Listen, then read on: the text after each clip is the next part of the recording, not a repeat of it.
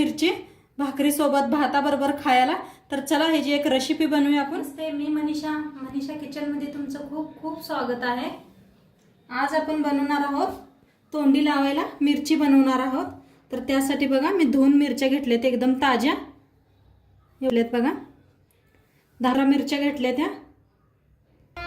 इथं घेतलेत बघा शेंगदाणे घेतले, ते कोथिंबीर घेतल्या आणि लसूण घेतले।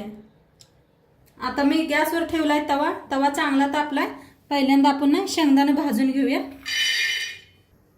चांगले भाजून घेऊया। आपलं बारीक गॅसवर भाजता येतं पात्र आपण मिरच्या कापून घेऊया लांबकोळे, मधने एक चिर असं कापून घेऊया बघा ह्या प्रकारे। अशाच कापून घेते मिरच्या।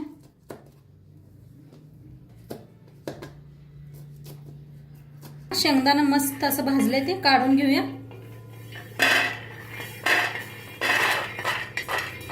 थंड झाल्यावर याला मिक्सरला लावून घेऊया। मिरच्या मी कापून घेतल्या ते बघा सगळ्या,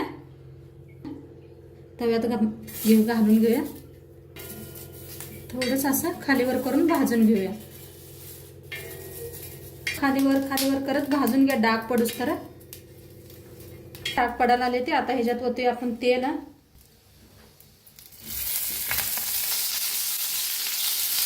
आता हलवून भाजून घेऊया। ह्याच्यात लसूण, हिंग हलवून भाजून घेऊया।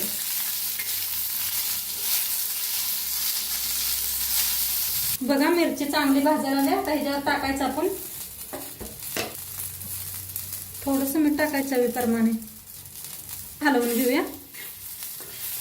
ह्याच्यात शेंगदाण्याचा कूट, शेंगदाण्याचा कूट एकदम बारीक नाही करू नका, जरा मध्यमच ठेवायचा। बंद चालू करून बारीक करून घ्या शेंगदाणा। मस्त असं शेंगदाणा मिरची छान अशी भाजली। आता घालूया आपण कोथिंबीर,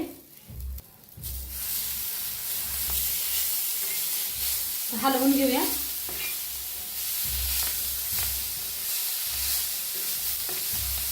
बनवून तयार आहे एकदम।